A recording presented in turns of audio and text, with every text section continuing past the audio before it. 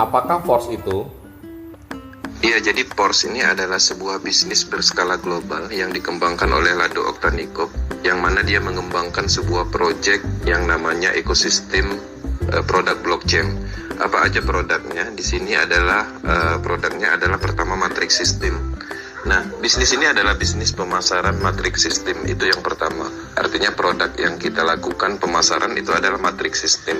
Selain dari itu juga matrix system itu apa? Matrix system itu adalah alat bisnis untuk mendapatkan cryptocurrency DAI stablecoin dan sebagai penghubung untuk menjalankan suatu bisnis desentralisasi. Kemudian apa aja manfaatnya ketika kita membeli label matrik itu juga kita mendapatkan Pors Coin, yang mana Pors Coin ini adalah sebuah ekosistem produk blockchain yang akan dikembangkan di dalam proyeknya Metapors. Artinya Pors Coin ini kedepannya akan di IDO-kan dan akan di listing di exchanger dan ada nilainya, artinya ini sumber income yang kedua. Kemudian apalagi manfaat kita membeli label matrik itu? Label matrik itu kita beli manfaatnya untuk mendapatkan NFT. NFT apa? NFT royalty. Uangnya di mana? Uangnya adalah dari dana produk, 30% diambil untuk nilai dari NFT yang kita dapatkan, dan itu adalah salah satu sumber uang juga. Selain dari itu apa aja manfaatnya membeli label matrik itu sendiri? Ada banyak. Selain dari itu ada Metaverse akan dikembangkan. Untuk mendapatkan uang dari Metaverse itu juga harus ada matrik. Dan banyak lagi seperti game, kemudian staking program dan lain-lain. Artinya program ini didesain, dibuat secara keseluruhan sebagai alam semestanya blockchain, produk blockchain. Jadi semuanya ini adalah pengembangan dari produk blockchain yang dipondasikan atau dilandaskan oleh matrix sistem terdesentralisasi. Bisnis ini seperti apa? Jadi Pors ini adalah bisnis pemasaran. Yang paling penting Pors ini bukan investasi. Kalau kita berbicara investasi ada profit tetap ROI. Di Pors ini murni adalah bisnis pemasaran sah. Jadi pada umumnya kita melakukan pemasaran, mengkampanyekan bisnis ini, mempromosikan bisnis ini, dan pada akhirnya orang akan datang dan melihat sebuah potensi bahwa bisnis ini bisa menghasilkan. Jadi artinya apa yang dipasarkan di sini yaitu berupa produknya, yaitu matrix system itu sendiri. Kemudian ada juga Pors Coin, NFT, kemudian staking program, game, blockchain, metaverse dan lain-lain seperti itu. Keuntungan kita dari mana? Keuntungan kita dari mana? Keuntungan kita yang jelas itu dari pemasaran. Artinya ketika kita membeli label matrik itu, kita mempunyai space kosong, yang mana space kosong itu kita pasarkan kembali sehingga berhasil dipasarkan atau terisi, kita mendapatkan bonusnya itu 100%. Seperti itu. Nah, kemudian dari mana lagi keuntungan yang kita dapat? Dari potensi NFT-nya nanti. Dari Pors Coin. Ya, Pors Coin itu diberikan ketika kita membeli matrik, dengan sendirinya Pors Coin itu nanti setelah ekosistem produknya di-launchkan semua atau sudah IDO, dilistingkan di desentralisasi exchange, dia sudah mempunyai nilai, artinya itu adalah sumber uang. Nah, sumber uang di Pors ekosistem ini kan ada banyak ke depannya, ada Metaverse, NFT, staking dan lain-lain. Jadi nggak usah khawatir masalah keuntungannya dari mana, ada banyak sumber uang, ada banyak sumber keuntungan yang kita dapat ketika kita membeli matrik ini. Seperti itu. Prospek kedepannya seperti apa, Bang? Kalau berbicara tentang prospek ke depan, ini adalah proyek raksasa yang dipercayai banyak negara. Marketnya adalah dunia. Orang-orang percaya dengan desentralisasi karena tidak mengandung unsur potensi scam. Scam disebabkan oleh sentral dana, central control system terpusat, data server terpusat. 3 poin itu dengan penjabaran tidak ditemukan di dalam proyek ini.